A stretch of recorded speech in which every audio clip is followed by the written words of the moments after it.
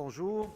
Hello, everyone. Mes débuts dans l'événementiel ont commencé par un énorme échec. Ça s'appelait la Grande Virée et c'était à Pointe-aux-Trembles en 82. Donc, j'avais décidé de faire un événement sur 2 week-ends. Premier week-end de 4 jours et un deuxième au mois de mai. Et j'avais choisi le mois de mai parce que c'était le mois pour mes commanditaires, pour lancer leur saison de bière, tout ça.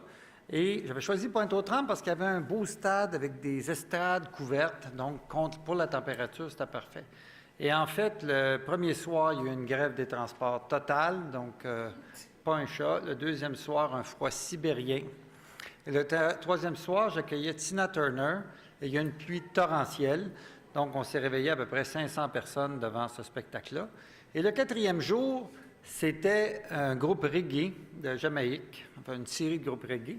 Et là, Radio-Canada était venu voir, puis les créanciers, tout le monde, parce que dans tous les journaux, on disait que c'était le plus grand échec qu'on avait jamais connu au Québec. Et moi, j'étais dans une tour avec un verre de whisky de 8 onces. Et j'essayais de rassurer tout ce beau monde-là sur que la semaine suivante, parce qu'il y avait une semaine suivante, qu'il y aurait des spectacles diffusés à Radio-Canada en direct, qu'il y aurait du monde, que ça continuerait, que je paierais mon monde, etc. Et pendant que je les rassurais, j'entendais les portes vont ouvrir dans 30 minutes sur le walkie-talkie. Et je disais, ne vous inquiétez pas, je vais livrer, il n'y a pas de danger, il va y avoir du monde. Les portes vont ouvrir dans 20 minutes, etc. Puis je continuais, puis je voyais les gens en train de répéter du reggae avec des vêtements d'hiver, sous la neige. C'était un petit peu impressionnant. Et il faut imaginer que c'était une place qui va accueillir 60 000 personnes. C'était la scène du Mont-Royal, pour ceux qui ont connu ça. Donc, c'était loin, là, comme 2 terrains de football. Et j'étais tout en haut. Et là, on voit s'installer. La scène ouvre dans 10 minutes. Les portes ouvrent dans 10 minutes. S'installe une centaine d'agents de sécurité à tous les 10 mètres. Et je dis, ne vous inquiétez pas, etc. Ça va avoir lieu, pas de problème. Et tout à coup, on dit, les portes ouvrent. Et il est rentré une personne. Et c'était un jeune avec un sac à dos qui donc avait marché comme l'équivalent de 300 ou 400 mètres, seul, et qui s'est en allé chambranlant un peu avec le vertige de ce grand espace, et que la seule chose qu'il a trouvé à faire, c'est se tenir après la clôture comme si on était sur le Titanic prêt à couler. Alors, c'est ce qui me qualifie pour vous parler d'événementiel et du 375e. Je suis fier, vous le savez, d'être commissaire. Je fais ça à titre bénévole, il faut être clair, mais j'avais envie de vous en parler, même si on est au tout début d'une réflexion. Alors, on parle du 150e du Canada, on parle du 375e de Montréal, on parle du 50e de l'Expo. C'est drôle, vous allez voir qu'il y a beaucoup de recoupements, parce que la commande qu'on a eue de Montréal, suite à des centaines de consultations, des rencontres, c'est, de célébrer l'histoire et le patrimoine, l'espace, ses gens, et de faire rayonner Montréal. Je pense que ça s'applique pour le 150e du Canada. Moi, depuis, avec une équipe, et tantôt je saluerai mon ami Pierre Belrose qui est ici, qui est le directeur général, avec une équipe, je rencontre à toutes les semaines des gens dans tous les domaines pour les faire me parler de comment ils voient le 375e. Donc, des vrais brainstorming, là, des séances de remue-ménage. Alors, je leur demande en premier, si on avait des balises à donner, là, qu'est-ce qu'on voudrait ressentir le 31 décembre 2017? Alors, il y a des mots-clés qui reviennent. Celui qu'a prononcé mon ami Michel il y a 2 secondes, la fierté. Tout le monde me parle de fierté. Ça serait important de se servir de ces célébrations-là pour ramener la fierté. Tout le monde me parle d'appartenance, de ramener ce sentiment d'appartenance. On me parle aussi beaucoup de biculture. Montréal, c'est une des grandes forces, et le Canada, c'est le bilinguisme. Alors, la biculture de Montréal, ça a toujours été une force, et souvent, cette source de confrontation, cette dialectique permanente, c'est en même temps ce qui nous amène à avoir vraiment une unicité, quelque chose de très différent. Et un des grands actifs de Montréal. Évidemment, on me parle de diversité, on me parle des créateurs, de l'audace, on me parle que c'est une ville de fun, une ville de party. Et on me parle de la confrontation entre l'histoire et le modernisme. Ne pas renier notre histoire, mais ne pas oublier qu'on est en mouvement. On me parle des 4 saisons, on me parle de l'eau. Et on me dit qu'il faut qu'il reste quelque chose. Donc, des legs, ça en a parlé Michel, j'y reviendrai, des start-up Il faut qu'il y ait des legs à la fois physiques et des legs économiques. Et finalement, tout le monde dit qu'il faut que ça rayonne à travers le monde. Et depuis que j'ai entendu Pierre, c'est sûr que je vais ajouter le mot santé. Alors, ce sont les mots qui vont baliser, il y en a d'autres, mais le travail qu'on va faire dans les prochaines années. Maintenant, si on traduit ça dans des exemples, c'est certain que moi, pour essayer, quand vous rencontrez des créateurs ou des leaders qui vous amènent des projets, je me dis qu'il faut arriver avec une grille. Bon, voici quelques-uns que je viens de vous nommer, mais il faut aussi arriver avec une sorte de vue à vol d'oiseau d'un positionnement. Alors, le Vieux-Montréal, pour moi, et le Vieux-Port, je pense que le mot-clé qui devrait percuter toujours, c'est histoire. Pointe-à-Calière, le musée Stewart qui veut déménager, le Mieux-Pilon qui a un projet en histoire, Moment Factory qui nous parlait de l'îlot numéro 5, du silo numéro 5, pardon, l'intégrité de la place Jacques-Cartier. Peut-être que c'est d'ailleurs avec le Vieux-Port un endroit pour faire le lieu autochtone. Il faut absolument se servir du Vieux-Montréal à en faire, pour moi, un positionnement autour de l'histoire, et tous les projets devraient se rattacher à ça. C'est un des premiers endroits que les touristes veulent aller, et ça devrait être une fierté en Amérique du Nord, le Vieux-Montréal. On ne devrait pas, là-dessus, faire de compromis. Ensuite, l'Est de Montréal, bien là, on a l'espace vie. Je trouve que c'est exceptionnel. Le stade olympique, l'espace vie, ce qui se passe là, je voudrais saluer le travail de positionnement, justement, extrêmement clair. La Sainte-Catherine, moi, j'ai un fantasme personnel. Pour moi, la Sainte-Catherine, c'est les Nuits de Montréal. Donc, le village gay, l'Ouest et le quartier des spectacles, il faut harnacher ça, ramener l'idée des Nuits de Montréal et justement d'un nightlife qui pourrait s'étendre jusqu'à 5, 6, 7 heures du matin à l'occasion du 375e et du 150e du Canada. Le centre-ville, nous avons beaucoup d'institutions, nous avons beaucoup de boîtes de création. Alors justement, il faut ramener l'audace, la créativité, et le thème de travail devrait être la créativité. Le projet de Moment Factory, ton projet d'illuminer le pont Jacques-Cartier, c'est un exemple de ce qu'on pourrait faire. Le parc Jean-Drapeau, je sais que Sidley travaille sur un positionnement.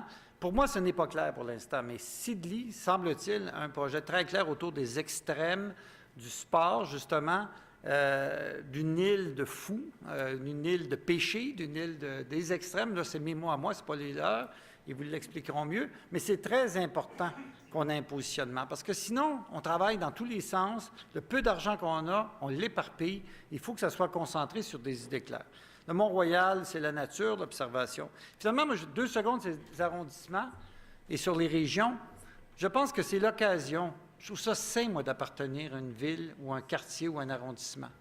J'ai vécu dans le quartier Villeray, plateau Mont-Royal, dans plusieurs quartiers de Montréal. Là, je suis dans Outremont, mais c'est normal qu'on appartienne à un quartier et on devrait célébrer ça. Donc, il devrait y avoir des fêtes de quartier qui mettent en valeur le quartier, puis ça devrait être l'occasion pour les Montréalais, les Québécois, les Canadiens, de découvrir différentes parties de notre ville.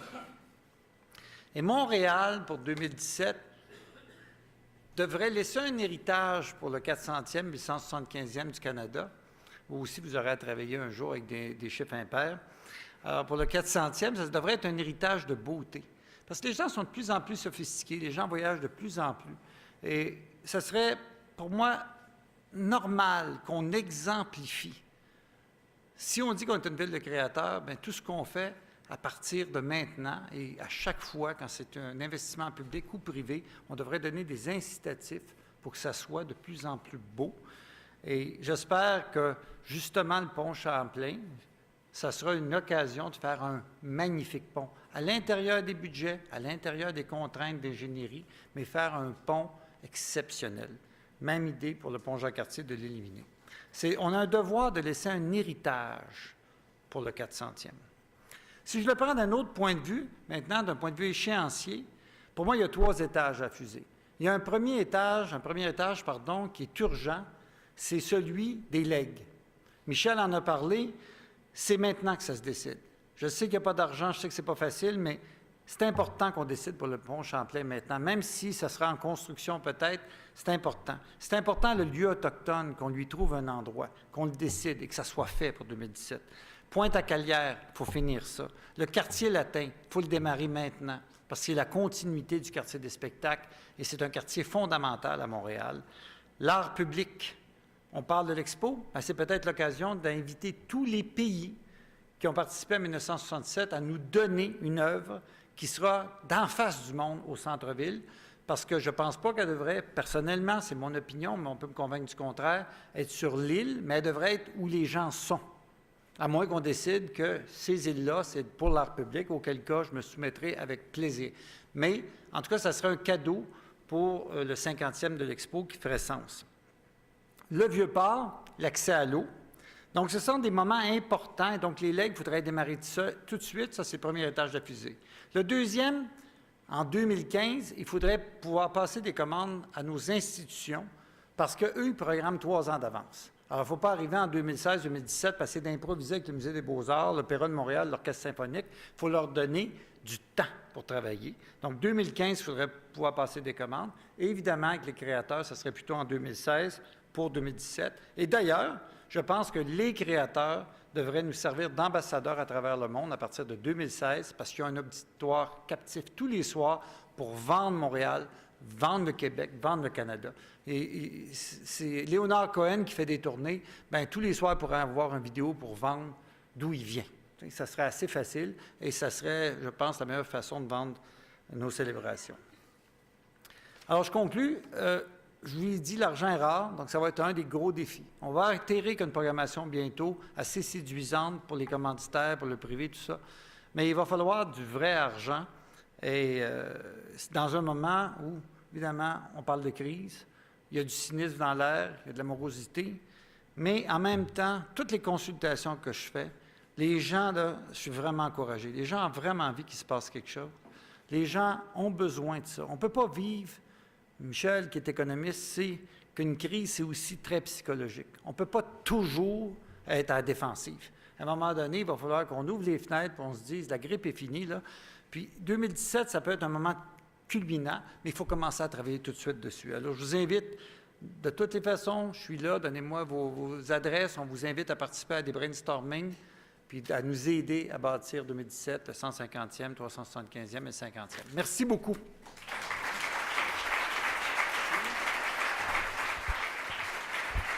I'm very curious to get your take on something. On parle du 150e, oui. On parle aussi du 375e.